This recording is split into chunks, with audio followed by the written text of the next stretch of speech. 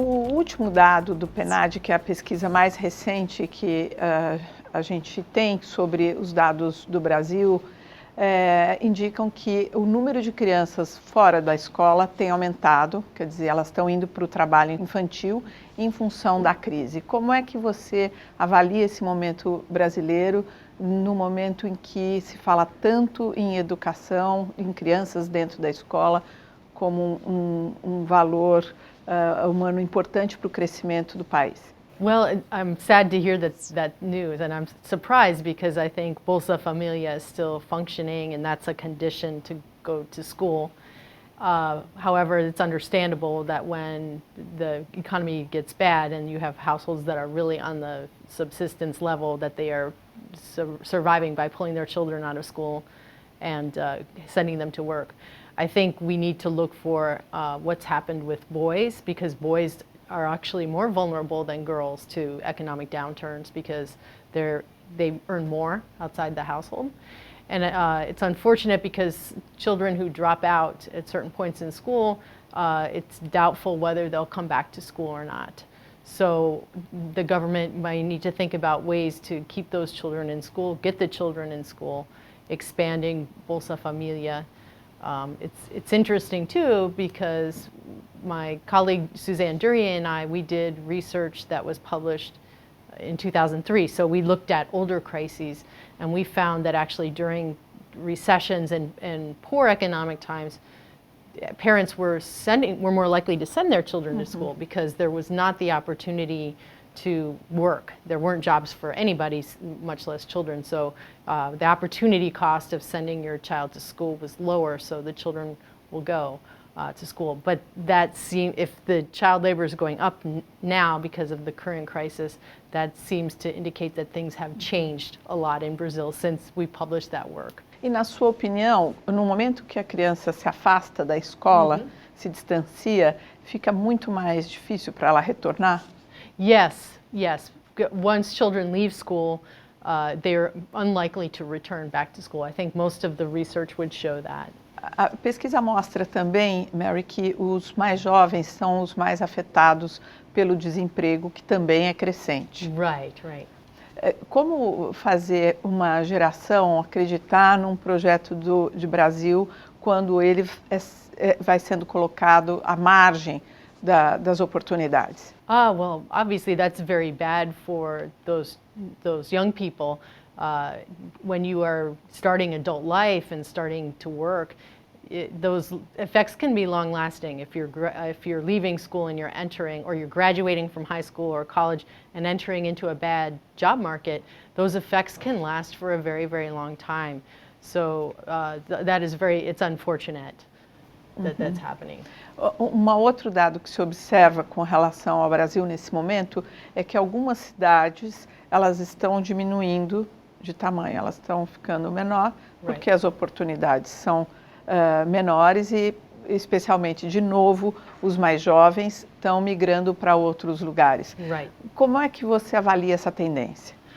Is this happening in the Northeast or the South, or what region of Brazil are this phenomenon throughout the country? Não, depende. Inclusive, isso acontece em cidades do estado de São Paulo, que é o estado mais rico do país. I see. I experienced that. I've been doing some research in Paraná where they were telling me that was the case. When you see in the rural areas that the farms are becoming consolidated, the small farmers can't survive without becoming larger, so there's less. There are fewer farmers there, and then the young people don't have a place to go. I think part of it is that it's the young people's choice too, that they don't want to stay, they don't see opportunities for themselves on the farm or in the smaller cities, that they want to move to the larger cities to be able to find work, to be able to find schooling or what they're looking for. I think we see this happening in the United States as well, in some areas of the Midwest, where the smaller cities are disappearing and the young people are moving to the bigger cities. So I think that's normal. I mean, I don't think the government should really be trying to do much to keep people in the places where they are or where they grew up necessarily. Maybe those communities want to try to do things to stimulate the economy or to try to provide services. In the United States, people have tried to do things like have businesses that are based online that aren't really specific to places. But I think these things happen as economies develop. People tend to move to larger cities, and I'm not sure there's a lot that governments can do to try to counter that effect. Você consegue enxergar desafios comuns entre Brasil e Estados Unidos, ou seja, que são duas sociedades com tantas diferenças, mas tem alguns desafios que são comuns? Yes, I do think so. I think one issue that confronts both countries is the problem of inequality. I know that the United States inequality has been increasing. In Brazil, until recently, it was decreasing.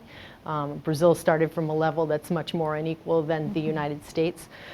So I think there's a lot that the countries can learn from each other in terms of policies. I know that Bolsa Familia is being tried and has been tried in cities in the United States as well as a way to confront inequality. I think another challenge that both countries face in common is the issues of racism and inequality across races.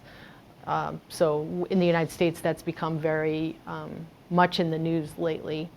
And I know in Brazil it's an issue as well. So it's always interesting to compare and contrast how those issues are going in both of the countries.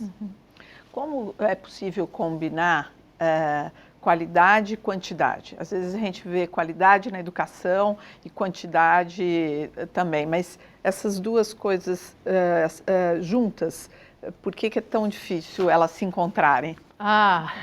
Well, I agree with things that Martin Carnoy was just saying at the dialogue in the last session. We were in a session together. That he was saying that education is very human capital intensive, which is to say it requires a lot of time and it requires expertise. It's teachers interacting with students.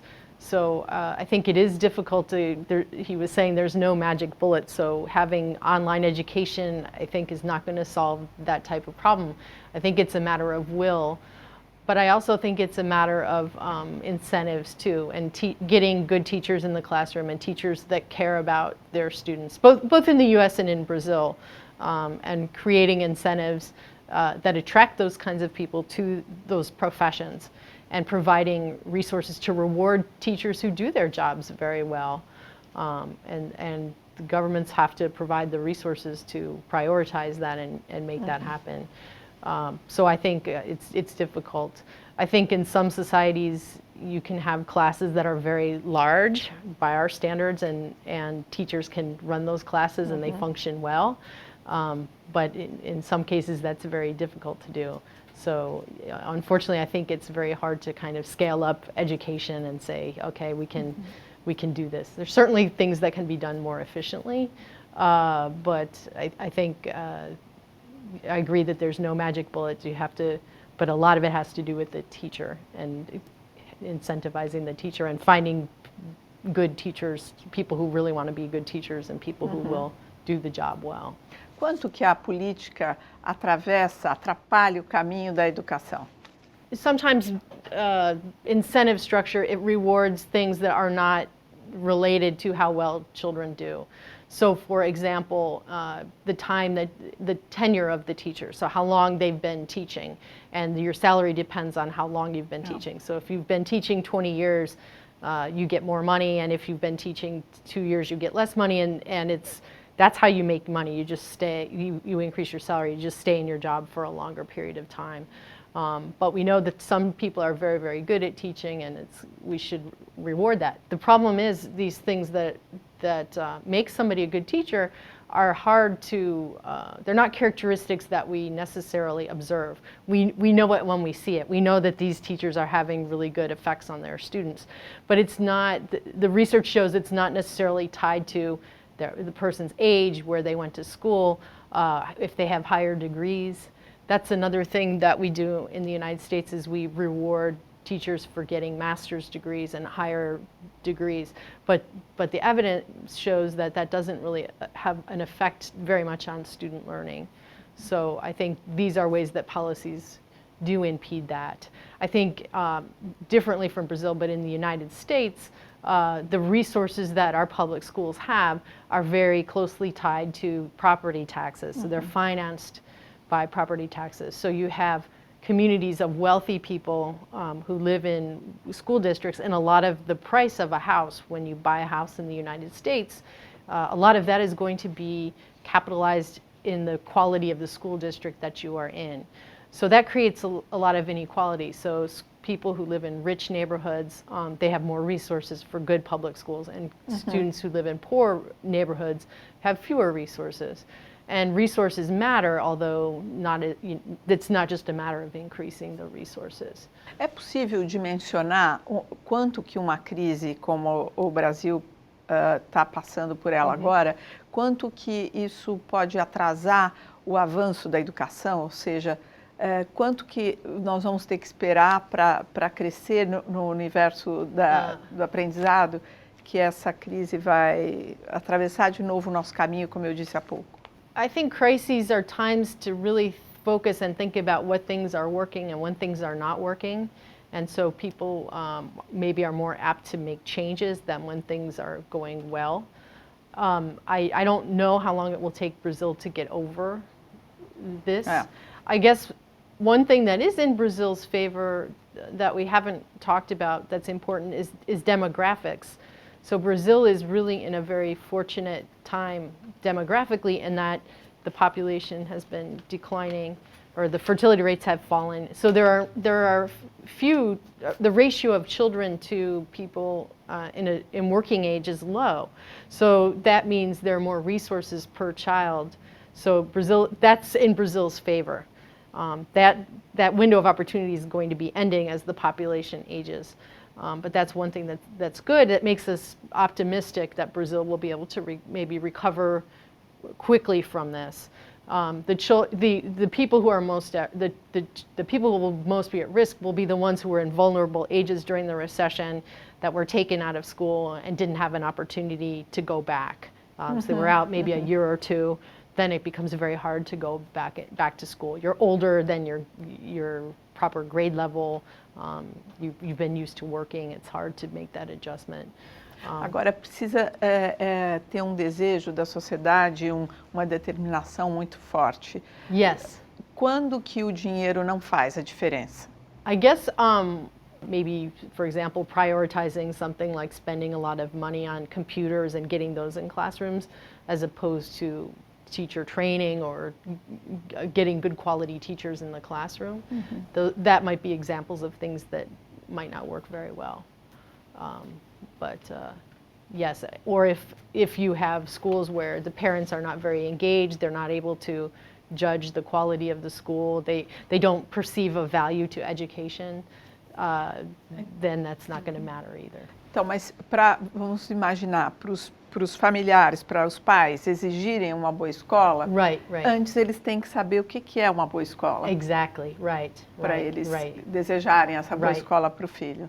Exactly. Yes, of course, the parents, that's been a problem in Brazil. If you have parents that are illiterate and they didn't go to school, it's very hard for them to evaluate what the quality of schooling is.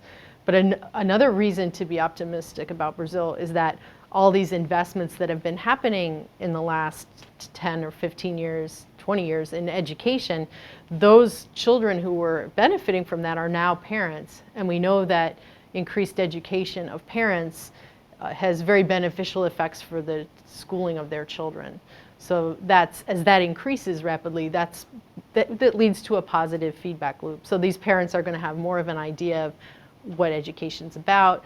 Part of it has to do with empowering Brazilian citizens as well. So the idea that, I have the right to complain when my school doesn't work well, or I have the right to complain when at the public school the teacher doesn't come to school or the principal's not engaged. So that's part of what's tied in with public education as well. No Brasil, o desejo pela profissão de professor está em queda. Você tem alguma ideia de como isso ser retomado? Ou seja, as pessoas quererem seguir a profissão de professor? Well, it has to be valued. I have heard, or I've seen, I know that there were videos that have gone viral in Brazil of how students behave in a public school, that they have behaved, they have treated their teachers not very well. I don't know how common that is, but certainly when those kinds of videos go viral, that would not make teaching a very attractive occupation. But I would think something in Brazil that has a good salary, a regular salary with good working conditions. So maybe being able to work in a school that's close to where you live, having security when you're working, that you don't have to worry about your physical safety is probably very important as well. Having people value that. I think we have that problem in the United States as well, that people feel teaching is not a very valued career, although a teacher makes such a huge difference in students' lives. There was a very interesting study that was done in the United States that looked at the difference between having a good teacher and having a bad teacher when you kindergarten, first grade, primary school, and looking at later on the wages that this child earned as an adult, and found that it was a huge value, because that child would go on to finish more education, get a much higher wage. I can't remember the exact amount, but certainly the teachers are not earning, a good teacher is not earning what they are contributing to society just on the economic level in terms of increasing the wages of the students that they have. Para você, como é o papel de ensinar? I teach college students and I teach undergraduates and graduate students. Sim. And I really love it. I mean, I wouldn't have my job if I didn't really enjoy teaching. So it's wonderful to see students develop when they finally get a concept. I love seeing them continue in their careers. I'm teaching a class right now where I'm teaching students how to do research, and the way I'm doing that is they're researching the university. So it's great because aspects of university life in Illinois. So it's great because they get really into it. So they do more than what they're even supposed to do. So they said, I'm going to do, I did this interview, but I really need to find out this, so I'm going to interview somebody else. So when you can latch into a student's curiosity and they really care about finding the answer, you can get them to do a lot of work. And it's wonderful to see them develop intellectually, their capacities, seeing them develop as people as well. Aqui nos Estados Unidos, como no Brasil, os jovens, quando terminam a graduação, terminam muito endividados. Aqui o número recente diz que a cada 10 jovens que terminam a universidade, 7 estão devedores com o banco e tudo. Right. Você vê isso como problema ou não? I do. I'm at public university. I'm at the University of Illinois, and what we've seen in the last 20 years is our funding from the state. The state's commitment to the university has gone down. So what we've done is increased tuition. So the students have to take on more debt in order to graduate, and I think that does hamper a young person's life. I'm not in favor of having all university education be free like it is in Brazil, because the people who mainly benefit from the university tend to be from wealthier backgrounds, because these are the people that can compete to get into the university.